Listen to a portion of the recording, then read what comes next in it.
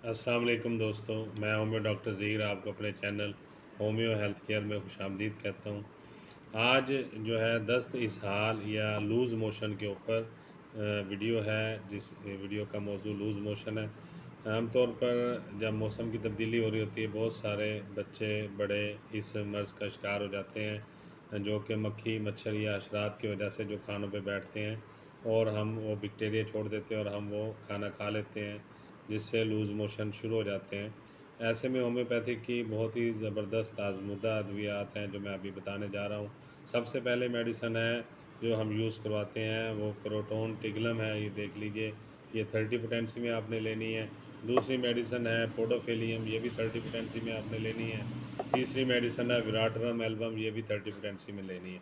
इन तीनों को आपस में मिला के 10 कतरे सुबह, 10 दोपहर, 10 शाम देंगे तो इंशाल्लाह लूज़ मोशन, दस्त, इसहाल बिल्कुल ठीक हो जाएंगे। बहुत शुक्रिया। अस्सलाम।